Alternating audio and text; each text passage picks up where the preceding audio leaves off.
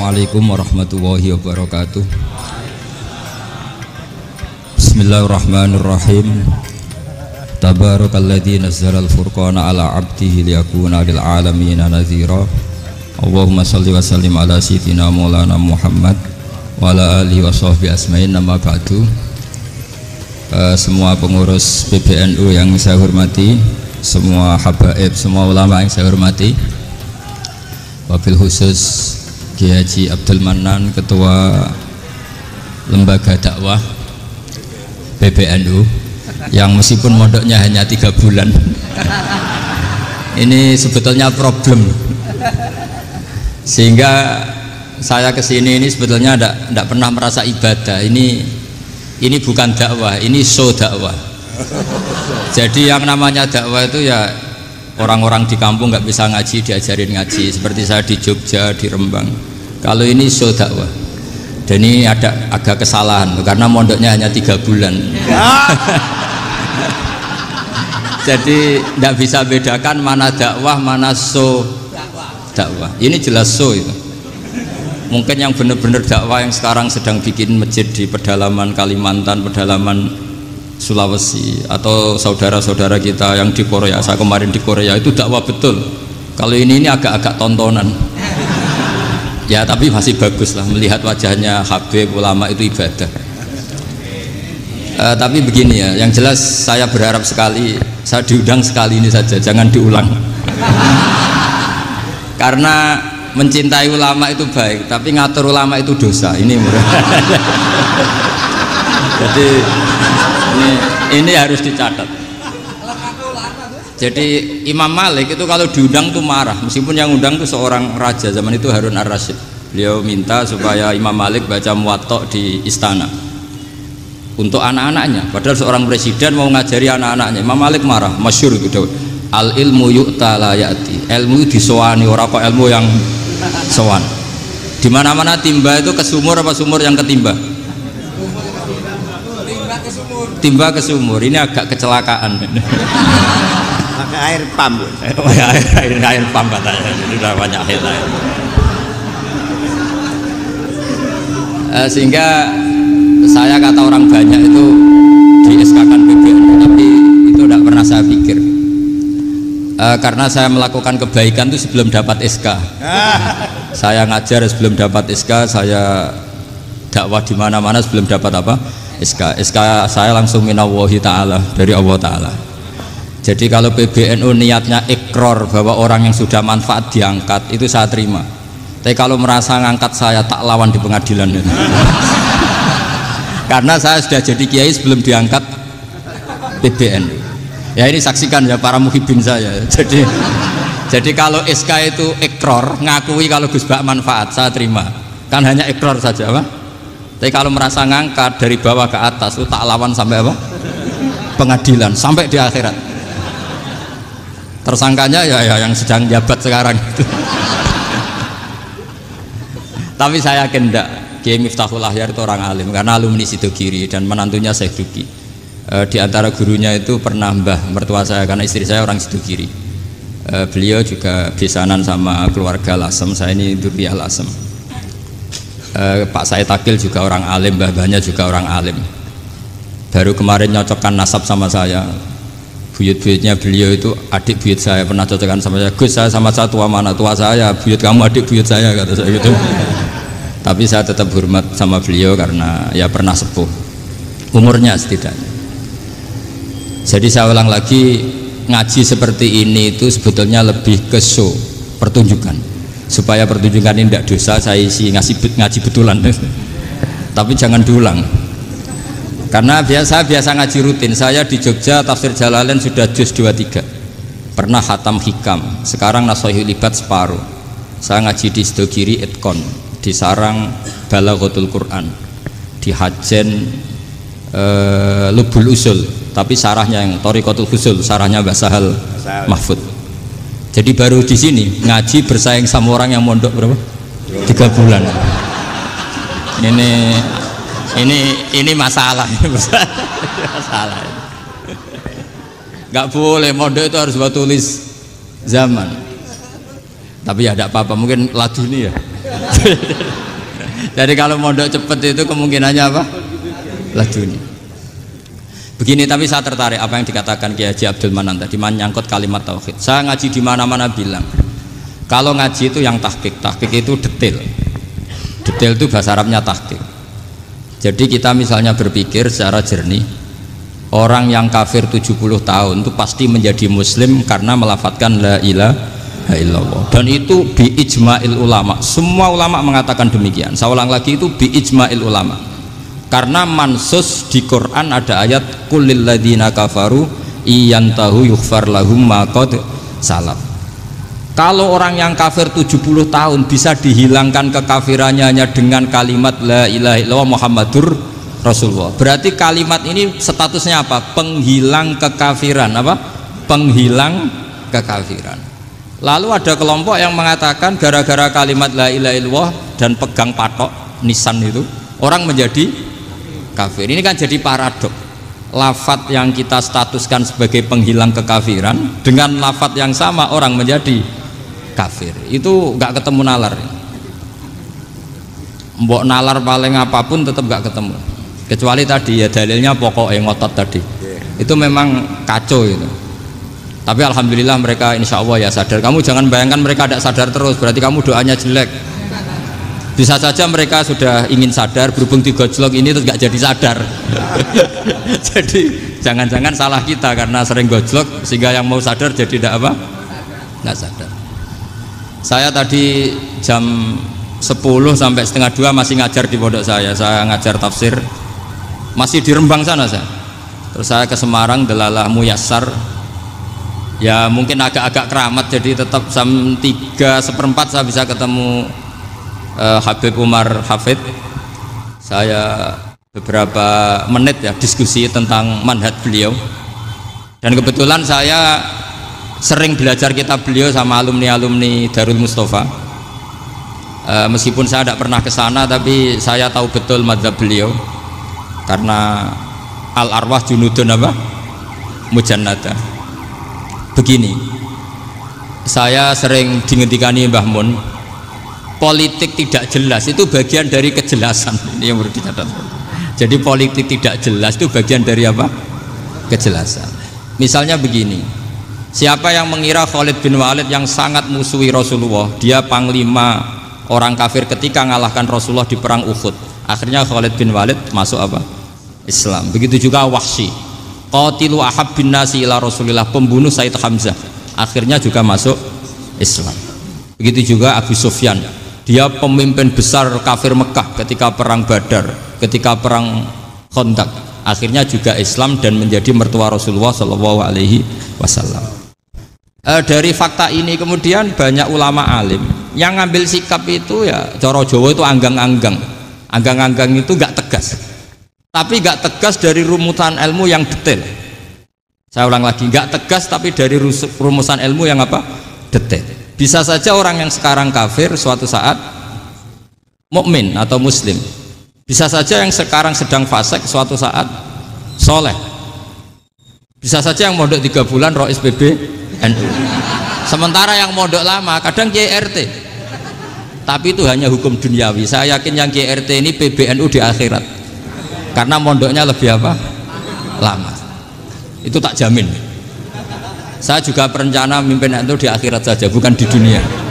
Makanya saya mohon SK itu berakhir muktamar mendatang. Karena saya sudah kiai sebelum diangkat. Makanya saya ulang-ulang, kalau pengangkatan itu niatnya ikrar, saya terima. Tapi kalau niatnya ngangkat, tak gugat di pengadilan. Ini tidak guyon, ini betulan itu. Ya, tapi ini hanya guyon saja. Nah, ini penting saya utarakan teori ngaji ya. Ini saya bacakan naskah asli Sayyid Umar Hafid supaya Anda dapat barokah beliau. Karena beliau selain alim alamah, muridnya Habib Salim, juga beliau pernah ngaji kutub Sayyid Abdul Qadir Segaf di Jeddah. Juga beliau sering istifadah di beberapa kiai. Ini saya baca teks Arabnya kemudian saya terjemah. Bagi yang tidak setuju pemaknanya bisa gugat, karena saya baca Arabnya. Yang nggak setuju pemaknanya bisa gugat, tapi tak jamin kalah karena saya paham betul teksnya maknanya seperti itu. Logikanya tadi ya, ketika Rasulullah ngambil sikap tegas kepada Qatilu Hamzah yaitu Wahsy, dan ketika Rasulullah ngambil sikap tegas pada orang-orang yang mengalahkan beliau di perang Uhud, kaifa yuflihu qaumun fa'alu bi anbiya'ihim hakadha, bagaimana mereka jadi orang benar atau orang yang dapat kebahagiaan kalau mereka perlakuannya seperti Nabi seperti ini, yaitu Nabi sujja wajhuh masyhur wa kusirat ruba, tuh Nabi itu wajahnya terluka, gigi serinya tanggal. Orang-orang seperti ini tuh nggak akan bejo kalau orang Jawa, nggak akan falah. Tapi apa yang terjadi? Allah menurunkan ayat laisa laka minal amri syai'un aw yatuba 'alaihim aw yu'adzibahum. Muhammad itu bukan wilayah kamu ngecap orang, menstigmasi orang itu tidak wilayah kamu. Saya bisa saja mengampuni mereka atau menyiksa saya itu atau menyiksa mereka itu wilayah saya, kata Allah. Saya bisa saja mengampuni mereka atau menyiksa mereka itu wilayah saya. Sehingga akhirnya apa? Rasulullah tidak ngambil sikap yang mungkin orang lain mengatakan itu tidak tegas. Tapi itu kearifan. Betul, akhirnya Wahsy malah masuk Islam. Khalid bin Walid panglimanya juga masuk Islam. Dan beberapa orang kafir juga masuk Islam, termasuk mimbenihim, ketuanya yaitu Abu Sufyan. Ini penting saya utarakan. Makanya ini saya baca pembenaran dari konstruksi pikiran tadi. Nah ini supaya khas. Ini khasnya orang mondok 10 tahun ini. Jadi ini tak baca ini. Nah, biar jelas ini nanti tagnya persis ya, tidak saya rubah. Ini di kitabnya Habib Umar Hafid, namanya itu Taujihun Nabi Limardoti Bari. Kalau diterjemah ya mengarahkan orang yang sadar. Nabi itu orang yang sadar. Ya sampai ini termasuk orang yang sadar. Limardoti Robbi, menuju mendapat ridho Tuhan atau Allah Subhanahu wa Ta'ala. Saya baca tagnya ini di halaman 179. Ini tidak ada yang saya rubah, tidak saya kurangi. Bismillahirrahmanirrahim. Fala buddha an nuwattina qulubana ala annana khodamatu ahli hadal qaul wa yattali'u wa min qulubina annana na'taqidu imkaniyata ayyasfa'a fi ahadina yaumal qiyamati man huwal ana kafirun yuslimu faya'lu sya'nu indal haqqi fayakunu sababan li kholasika fil qiyamah yumkinu dzalik. Jadi kita para dai, para kiai itu adalah khodamatu hadal kaun. Kita ini adalah pelayan alam raya ini yang selalu berharap alam ini akan lebih baik. Orang yang sekarang sedang kafir bisa saja nanti yang nyafaati kamu di akhirat, yaitu mereka masuk Islam lalu Islamnya lebih serius, akhirnya punya hak syafaat. Sementara kamu Islam mulai kecil tapi biasa-biasa saja seperti ini, mulai dulu ngaji terus sama Ki Abdul Manan, nggak pernah yang ngisi ngaji, itu artinya nggak ada perkembangan. Makanya saya nggak ingin ngaji lagi karena saya ingin perkembangan Anda nanti tukang mengisi, bukan yang diisi. Kalau saya nanti ngaji lagi di sini, artinya Anda kalau tetap mendengarkan itu tidak ada perkembangan. Pantes saja semulang Gus Bahak sampean sing ngaji. Sekali-kali ada perkembangan, saya ngaji sampean yang mulang, itu bagus itu. Meskipun itu perkembangan yang menyesatkan.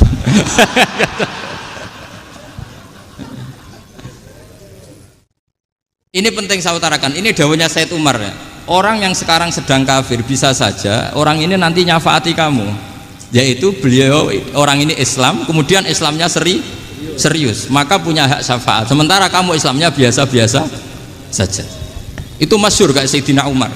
Sayyidina Umar Islam di hari itu langsung makomnya makom yang a'la, sehingga mengalahkan yang sudah Islam lebih lama. Karena Islamnya Umar itu menjadi izzatul Islam betul. Makanya jangan benci orang tegas teman-teman, kadang ya ada baiknya. Abu Bakar itu sudah Islam tapi layinal janib, orangnya santun. Kalau dipisoi orang yang menengahi lah, kira-kira seperti itu. Begitu juga Bilal, Ammar, Suhaib. Singkat cerita, Rasulullah itu sering dibully ya, sering disiksa orang-orang kafir. Rasulullah berharap, wah kalau yang Islam gini terus repot. Melihat Umar ini petarung di pasar Uka, dia dapat uang itu kalau tarung, menangan. Kata Rasulullah, kalau ini yang Islam ya bagus. Beliau berdoa, Allahumma aizal Islam bi Umar. Itu kira-kira 2 hari dari doa beliau, Umar masuk Islam. Itu pertama masuk Islam itu orang-orang kafir diparani. Kalau kamu ganggu Rasulullah Muhammad tak bunuh. Semenjak itu orang kafir yang gentenan sembunyi. Sehingga kata para mereka yang Islam, Islam selalu jaya mut aslama Umar, ketika Umar masuk Islam. Itu dalam satu hari Islam itu Rasulullah sudah ngendikan Umar yang Islam sehari ini imannya kalau ditimbang separuh ahli dunia masih unggul sama Islamnya Umar. Nah bisa saja seperti itu. Jadi saya minta sama teman-teman yang mencintai ilmu, tidak tegas itu bagian dari ketegasan dalam ilmiah, karena kita ini tidak mengendalikan dunia, tidak mengendalikan hidayat, hanya Allah piyambak yang ngasih apa? Hidayat. Maka sikap kita laisalaka minal amri syai'un aw yatuba alaihim aw yu'adzibahum. Rasulullah yang ahabbul khalqi ilallah saja tidak boleh tegas karena semuanya potensi itu ada. Cuma kita tegas dalam kebenaran saja, tapi nggak perlu tegas dalam mengawal kebenaran. Kenapa demikian? Karena Islam ini agama yang akan dijaga Allah ila yaumil. Yang jaga Islam bukan PBNU, bukan PP Muhammadiyah, bukan kiai. Yang menjaga Islam namun Allah Subhanahu wa ta'ala. Makanya Sayyidina Umar itu kalau disuruh mikir Islam itu nggak mau betul. Masyhur itu dalam tarikh-tarikh. Umar mimpin itu sukses, banyak futuhat. Singkat cerita akhirnya orang tuh kelangenan, wah kalau Umar meninggal kayak apa. Sehingga Abdullah bin Umar setiap jalan-jalan tuh dibully, kalau sekarang dibully. Ya Abdullah bin Umar, bapak kamu itu gimana? Sudah sepuh mau meninggal kok tidak suksesi. Kalau saja ada orang penggembala kemudian meninggalkan kambingnya di hutan, kamu anggap orang yang mudoyik enggak, menyia-nyiakan kambing itu enggak? Ya iya, kata Abdul bin Umar. Apalagi amru hadil umat ini mau ditinggal gelanggang, nanti suatu saat Umar meninggal. Mbok yo suksesi supaya jelas. Logika itu diaturkan ke Umar radhiyallahu anhu, ke Sayyidina Umar. Pertama Umar agak tertarik dengan logika itu. Lama-lama beliau marah. Tidak jadi. Saya tetap tidak akan istikhlaf, tidak akan suksesi, dan saya tidak akan mikir Islam, katanya. Islam akan diurus oleh Allah Subhanahu. Terus beliau ngendikan, Islam ini jalan ketika ditinggal Abu Bakar, bahkan ketika ditinggal ahabbul khalqi ilallah akramul khalqi indallah, yaitu Rasulullah Muhammad sallallahu alaihi wasallam. Coba Islam dulu dipimpin Abdul Qadir ketua wali, dipimpin Wali Songo, dipimpin orang top. Sekarang dipimpin mondok 3 bulan jalan. Karena Islam yang ngatur Allah Subhanahu wa ta'ala. Jadi ini penting. Loh coba ustadz tuh banyak yang nggak bisa ngaji loh, tapi ya laku ya nggak masalah. Loh saya kemarin di Korea seminggu itu TKI jadi khotib, ada yang jadi mufti, ada yang jadi suriah. Itu ada yang di sana jadi suriah, pulang ke kampung angon kambing lagi. Loh itu teman saya kenal. Suriah Korea. Iya suriah Korea tapi. Artinya gini, bahkan masjid semua yang di Korea itu didirikan oleh TKI dan TKW. Mereka digerakkan Allah untuk mikir agama, karena agama ini milik Allah. TKI saja mikir. Makanya ini penting, yo dakwah tapi tauhidnya sing kenceng, jangan dakwah kenceng tauhidnya kendor. Itu bahaya betul. Saya ulang lagi ya, ini dawuh Habib Umar. Jadi kata beliau, fala budda an wattina kulubana, kita harus yakin seyakin-yakinnya bahwa semua kemungkinan itu mungkin. Makanya masyhur dalam tarikh ketika kafir Quraisy mau disiksa oleh para malaikat karena mereka sering menyakiti Nabi, kata Nabi gimana? Jangan. Saya berharap kalau bapaknya tidak mukmin, suatu saat anaknya mukmin. Masyhur dalam tarikh. Musuh Nabi besar siapa? Walid bin Mughirah. Punya anak Khalid bin Walid. Abu Lahab punya anak Darrah, itu mukminah yang baik. Abu Jahal punya anak Ikrimah, itu mukmin yang baik. Di Indonesia lebih hebat lagi. Bapaknya ra iso maca Quran, anaknya hafid. Bapaknya utun ratamat SD, anaknya jadi dekan. Di Indonesia banyak orang nggak siapa-siapa, anaknya jadi presiden, anaknya jadi menteri. Artinya jangan karena bapaknya kafir kamu nganggep anak turunnya pasti selalu kafir. Teori itu sudah salah zaman Rasulullah. Yaitu Walid akhirnya punya anak Khalid, Abu Lahab punya anak Darrah, terus siapa? Abu Jahal punya anak siapa? Ini penting saya utarakan karena dakwah kalau terlalu semangat nanti kalau menghilangkan tauhid bahaya. Tetap innal huda. Uni Soviet kayak apa? Mengkooptasi negara-negara sekelilingnya sampai jadi Zuni. Tapi apa yang terjadi? Uni Soviet yang runtuh, persemakmurannya semua rata-rata jadi negara apa? Islam, kayak Uzbek, kayak Ceknya, kayak apa-apa. Karena agama ini diurus Allah. Sehingga kalau tapi kamu ngitmai agama nggak apa-apa. Makanya istilahnya Habib Umar khodamah itu pelayan, nggak apa-apa. Kita ngitmai agama itu nggak apa-apa. Dengan ngitmai terus mikir nggak apa-apa. Tapi jangan mikir yang merasa kalau kita mati, wah nanti agama ini kukut karena saya mati. Kamu itu siapa? Agama Islam ini tidak pernah dipasrahkan kamu. Diurus oleh Allah Subhanahu wa taala sendiri. Sehingga ketika Wali Songo meninggal, agama ini tambah kuat sampai sekarang.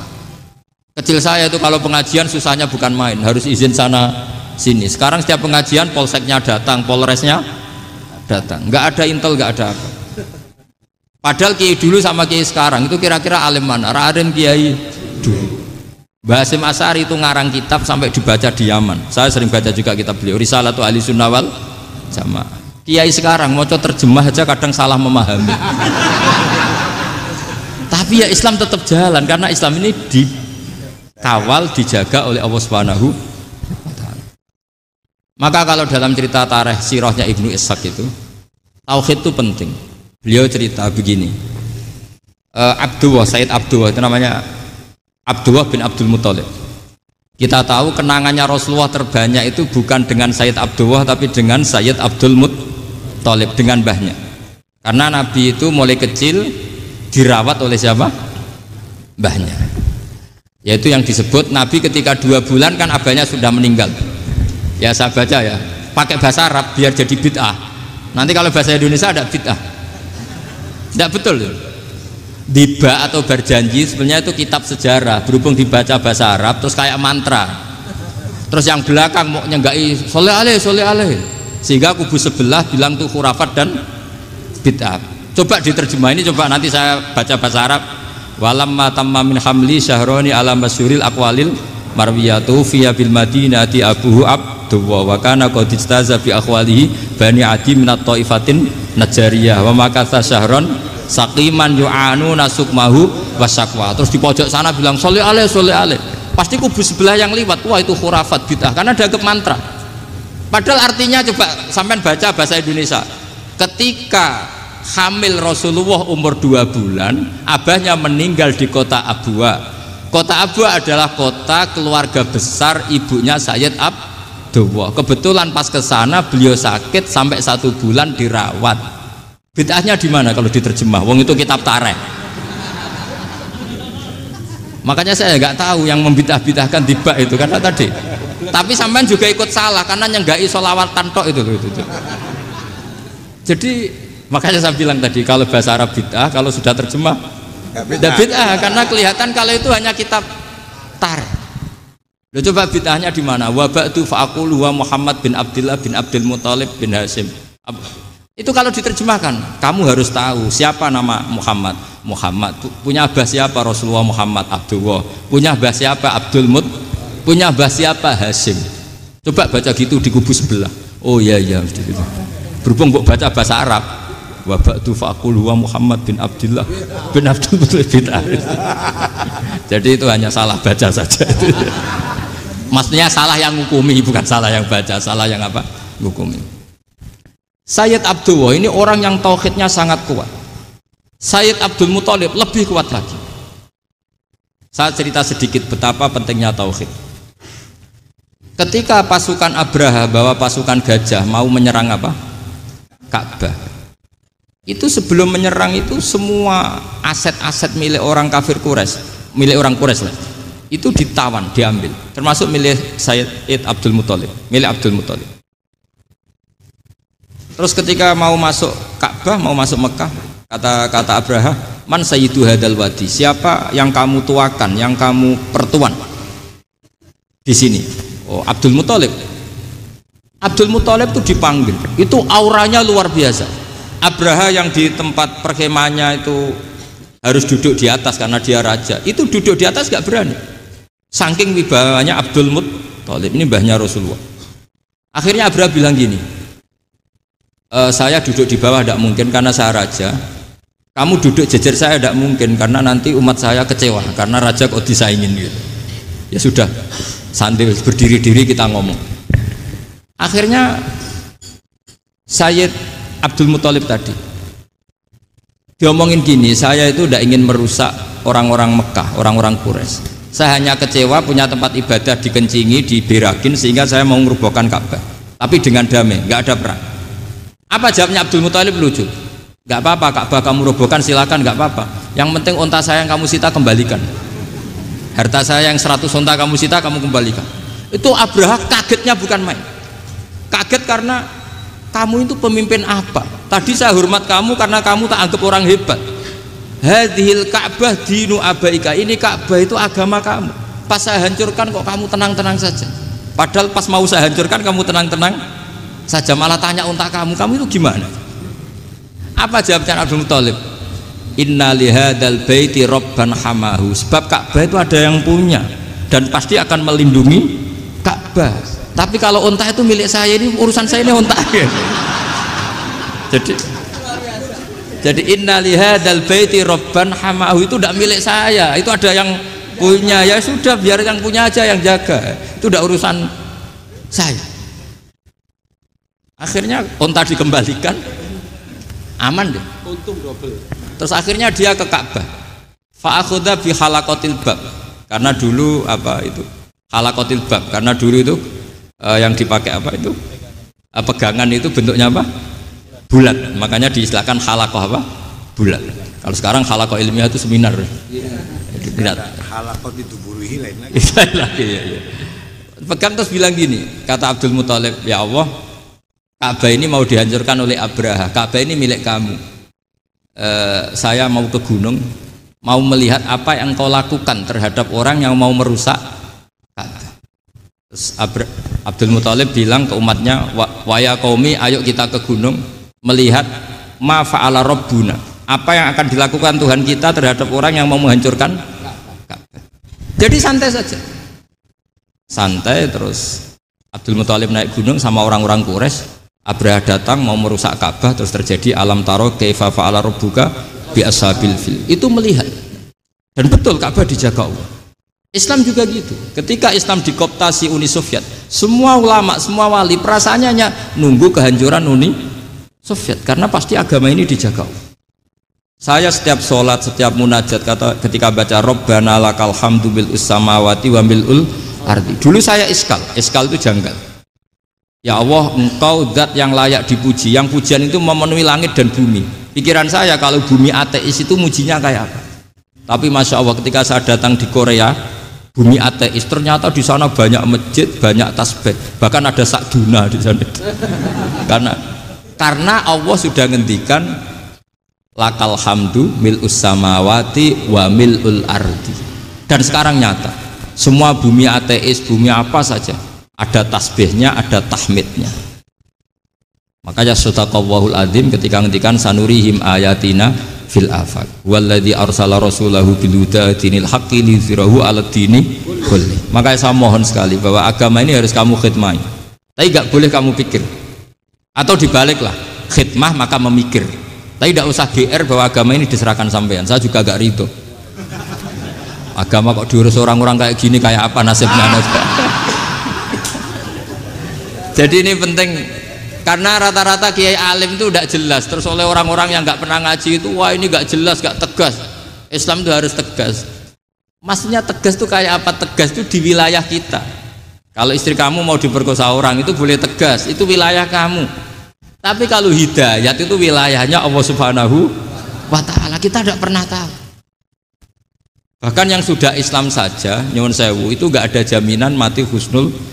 Kita tahu dalam sejarah Sa'labah itu dapat gelar hamamatul masjid, merpatinya masjid. Tapi kita tahu akhirnya Sa'labah itu apa? Su'ul khotimah. Sampai dalam Islam selalu diajarkan ya muqallibal qulub tsabbit qalbi ala din.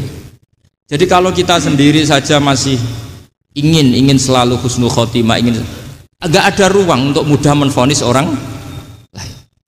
Makanya saya salut sekali ketika Habib Umar menulis kita semua ini mengkhidmai hadal kaun, dan selalu berharap bisa saja suatu saat orang yang sedang kafir bisa saja suatu saat muslim. Nah soal kalau yang sama yang harbi menyerang kita ya tarung. Kalau artinya kalau yang merangi kita ya kita wajib perang, kalau enggak ya habis kita. Seperti kita lakukan ketika diserang Belanda. Tapi ketika mereka musta'man, dhimmi, mu'ahad, orang-orang kafir yang mau berdamai dengan kita, ya kita damai. Sebagaimana yang dilakukan Rasulullah SAW ketika berdamai dengan kafir Quraisy yang dipimpin Suhail bin Amr. Masyhur itu dalam tarikh. Singkat cerita kan Sayyidina Ali ini pernah konflik sama orang Khawarij. Kata Sayyidina Ali, ya sudahlah, namanya kita musuhan, kita tidak usah ketemu, pakai mediator, kata Sayyidina Ali. Kata orang Khawarij, ini apa-apaan kok butuh mediator, nggak ada Qur'annya, nggak ada hadisnya. Kira-kira kalau Pak Sayyidina Ali orang Jawa, nggak ada apa tidak tahu. Walhasil Sayyidina Ali akhirnya baca ayat, wa in khiftum shiqaqa bainihima fab'atsu hakaman min ahli wa hakaman min ahliya. Jika suami istri tengah konflik, maka yang keluarga suami kirim mediator, yang keluarga perempuan juga kirim. Terus kata Sayyidina Ali, wa amru ummati Muhammad a'dhamu min amri rajulin wa imra'atin. Kalau suami istri saja ketika konflik butuh mediator, apalagi ini kelompok besar pasti lebih butuh mediator. Akhirnya lalu mediatornya siapa? Kata Sayyidina Ali, ya siapa saja yang penting baik. Ditunjuk seseorang, diprotes sama orang Khawarij, ini orang nggak kredibel. Oh, terus Sayyidina Ali marah-marah.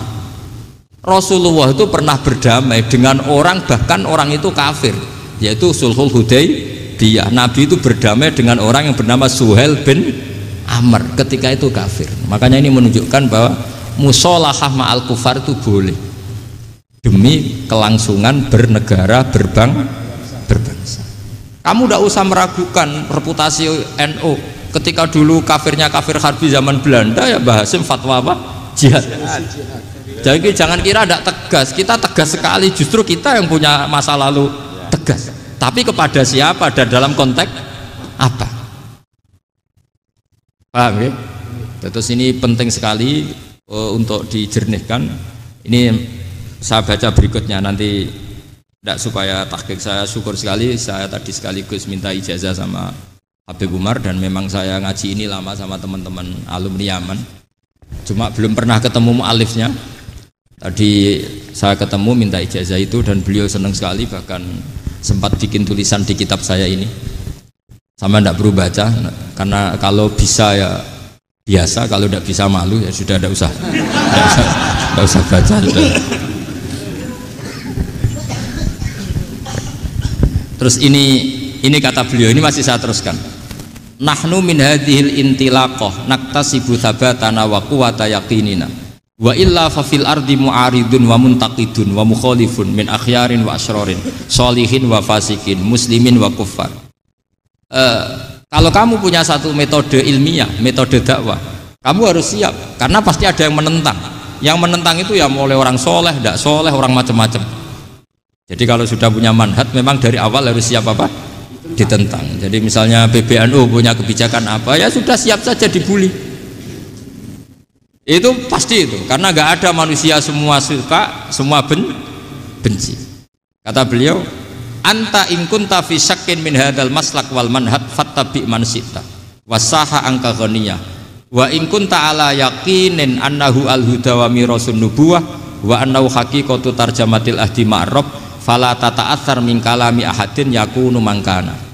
Jadi intinya kita mengawal Islam secara rahmatanil alamin itu justru kita berharap menjadi simpatik dan menjadikan mereka menjadi napa Islam. Jangan ketika simpatik dianggap gak tegas. Saya masih ingat betul dawuh Mbah Mun, hak sekseni, kata beliau, saya masih ingat kalimatnya, sekseni akurat tegas itu berdasar ayat laisalaka minal amri syai'un aw yatuba alaihim aw yu'adzibahum, karena potensi sosial itu bisa rubah. Orang yang sekarang kawan kamu bisa saja suatu saat jadi musuh, yang sekarang musuh kamu bisa saja suatu saat jadi kawan. Terus kamu ngambil sikap tegas dalam sesuatu yang nggak stabil seperti ini, lalu tegas itu kan nggak pada tempatnya. Makanya yang seperti ini kata Allah pakai asa itu menawa-menawa. Asa wahu ayyaj'ala bainakum wa bainal ladzina adaitum minhum mawaddah. Bisa saja orang yang sekarang musuhan dengan kamu suatu saat dijadikan mawaddah. Kamu udah mawaddah itu saling mengasihi. Kamu udah usah tanya, wallahu qadir, kata Allah, karena Allah mampu. Jadi dalam hukum-hukum sosial Allah seringnya bilang apa? asa. Misalnya wasa antakrahu syai'a wa huwa khairul lakum, wasa antuhibbu syai'a wa huwa syarrul lakum. Karena masalah sosial ini semuanya asa, yang pernah tahu siapa? Bisa saja sekarang saya Rois Surya, nanti SK-nya nggak turun lagi, tapi saya tidak apa-apa. Bisa saja nanti santri 10 tahun dipimpin 3 bulan, nggak apa-apa. Bolak-balik nggak apa-apa, saya tidak akan kecewa. Karena masya Allahu kana wa malam yasa lam yakun. Assalamualaikum warahmatullahi wabarakatuh.